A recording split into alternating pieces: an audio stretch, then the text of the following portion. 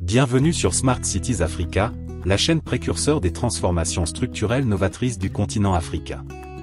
La région Afrique centrale est l'une des régions les plus riches en ressources minières et pétrolières du continent, avec une République démocratique du Congo qui est incontestablement la plus prometteuse et la plus décisive. Cette richesse naturelle alimente une instabilité sécuritaire chronique, provoquée par la multitude de groupes armés, qui pullulent les massifs forestiers et régions semi-désertiques de cette Afrique centrale, et tirent illégalement profit de cette abondance de matières premières, en perpétrant des crimes et autres violations graves des droits de l'homme sur les populations. À la suite du classement 2024 du Global Firepower Index, Smart Cities Africa vous publie son dossier qui ressort de cette édition 2024 du prestigieux classement, les 5 puissances militaires d'Afrique centrale. Nous vous invitons donc à liker et partager cette vidéo, pour contribuer à promouvoir des sources authentiques de référence. N'oubliez pas également de vous abonner, d'activer la cloche des notifications, pour ne rien rater de nos exclusivités, et de laisser des commentaires constructifs pour nous partager votre point de vue.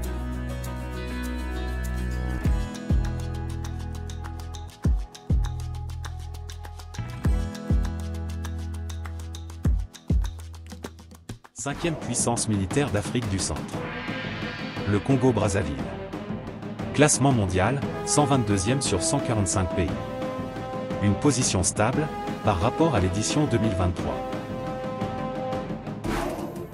Pays fortement dépendant de la rente pétrolière, et voisin de la République démocratique du Congo RDC, le Congo-Brazzaville est un pays relativement stable qui ne connaît pas de crise sécuritaire majeure comme c'est le cas dans une grande partie des pays d'Afrique centrale.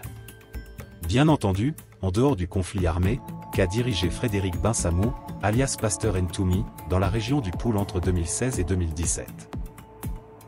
En effet, suite aux élections présidentielles contestées de 2016, comme c'est régulièrement le cas lors des élections dans la majorité des pays d'Afrique subsaharienne, et qui ont vu la réélection du président sortant Sassou Nguesso, Frédéric Binsamou qui avait déjà conduit une rébellion dans le Pool, entre 1998 et 2003 avec sa milice, les Ninjas, reprit les armes pour contester la légitimité du président réélu Sassou Nguesso.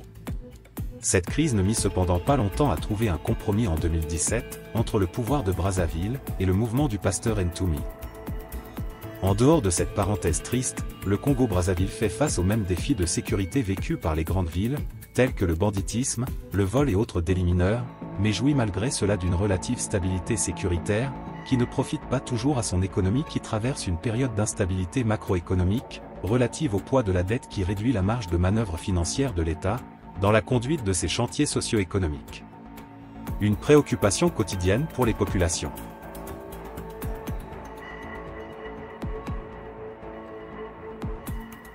Quatrième puissance militaire. Le Cameroun.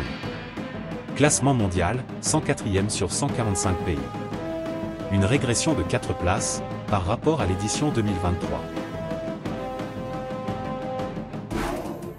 De la 100e à la 104e place, le Cameroun connaît la régression la plus notable de notre classement, dans l'édition 2024 du rapport, du fait de la faiblesse de ses investissements publics dans les équipements militaires, et dans la professionnalisation de son système de défense. Le pays fait pourtant face à de nombreux défis sécuritaires avec d'un côté, la menace sécessionniste dans le sud-ouest et le nord-ouest anglophone, menée par des groupes séparatistes armés très violents, qui réclament l'indépendance de cette partie anglophone minoritaire du pays, et de l'autre, la menace terroriste qui a déjà causé près de 3000 morts. À cela s'ajoutent les incursions répétées, à l'est du pays, de groupes rebelles venus de la Centrafrique voisine, et le grand banditisme transfrontalier. Outre cet aspect de la situation sécuritaire du pays, les forces de défense et de sécurité nationale sont impliquées dans de nombreuses exactions, dans les régions anglophones du pays, selon l'ONG humanitaire internationale Crisis Group. En effet, depuis 2017, le sud-ouest et le nord-ouest sont le théâtre d'affrontements répétés entre les troupes gouvernementales et les groupes séparatistes armés. Dans ces territoires, de graves atteintes aux droits de l'homme et atrocités sont perpétrées régulièrement, autant par les forces pro-gouvernementales, que par les groupes séparatistes, comme ce fut le cas à Ngarbou. Une situation dénoncée par Amnesty International dans un récent rapport, et qui a été reconnue par les autorités gouvernementales. Pays leader en zone CEMAC, le Cameroun dispose d'importants leviers, en termes de ressources humaines et naturelles, pour parvenir à mettre en place une armée, au service des populations, et du développement de son économie.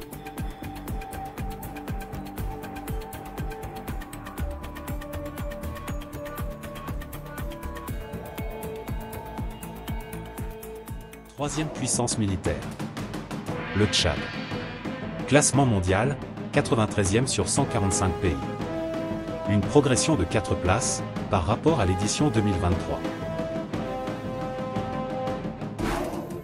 Faisant partie des pays les moins démocratiques d'Afrique centrale, le Tchad tient son rang dans ce classement, aux défis sécuritaires majeurs auxquels il est confronté, avec des groupes rebelles qui réclament une transition civile, et dénoncent un blocus de toute possibilité d'alternance démocratique, et avec des mouvements terroristes qui sèment la terreur, parmi des populations déjà gravement affectées par l'extrême pauvreté. En 2021, le pays connaît un tournant majeur, avec la mort dans des circonstances très troubles, du président maréchal Idriss Déby Itno, lors de combats rudes contre l'un des plus puissants groupes rebelles armés du Tchad, le Fassi. À la suite du décès du président maréchal, un conseil militaire présidé par son fils, Mahama Idriss Déby, sans aucune forme constitutionnelle, le remplace à la présidence du pays, promettant de rendre le pouvoir aux civils, à la suite d'élections présidentielles qui finalement seront reportées de 2 ans, pour enfin être prévues se tenir en mai 2024. L'opposant Yahya Dillo, qui se préparait également pour ces élections, a trouvé la mort, à la suite d'un assaut mené par les forces loyalistes contre son quartier général. Allié stratégique de la France dans le Sahel, le Tchad accueille également une base militaire importante de celle-ci, et finit par recevoir les troupes françaises basées au Mali et au Niger, forcées au départ, à la suite de graves crises politico-diplomatiques avec les juntes militaires arrivées au pouvoir, à la suite de coups d'État, dans ces pays. Avec des institutions démocratiques fragiles qui peinent à être crédibles, des groupes rebelles armés disposant de longs moyens de nuisance, et de solides soutiens extérieurs, un processus électoral qui écarte tous les prétendants sérieux au fauteuil présidentiel devant concourir contre Idriss Déby fils, laissant un boulevard sans encombre à ce dernier, le Tchad n'envoie aucun signal rassurant, quant à des lendemains sécuritaires apaisés pour ses populations. Des signaux qui n'encouragent pas le développement de son économie, qui pourtant fait partie des plus faibles au monde, malgré un potentiel non négligeable.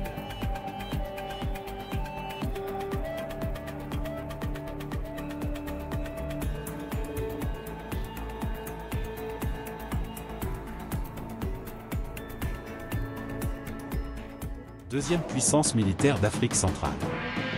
La République démocratique du Congo. Classement mondial, 73e sur 145 pays.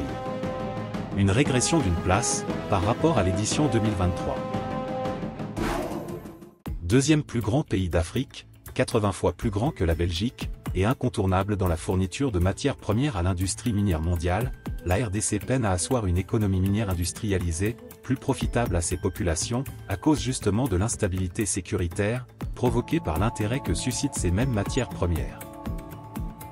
En effet, l'Est de ce pays continent, et région stratégique de la production minière mondiale, est en proie à une première puissance militaire d'Afrique centrale.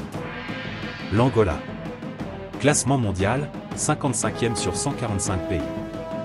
Une position stable, par rapport à l'édition 2023.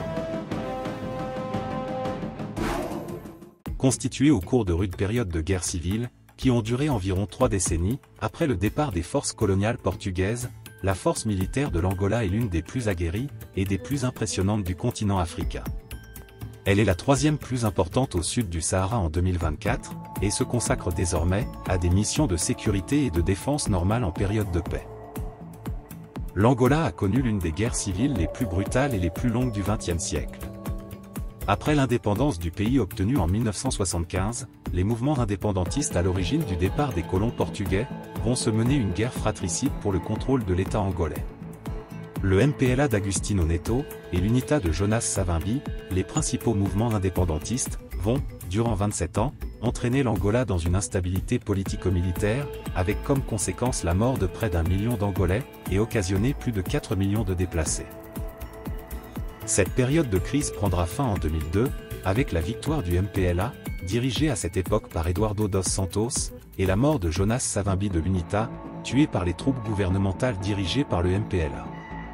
Viendra ensuite une reconstruction du pays, avec un relatif essor économique dû à la rente pétrolière, dont l'Angola est le 3e plus important producteur du continent à ce jour.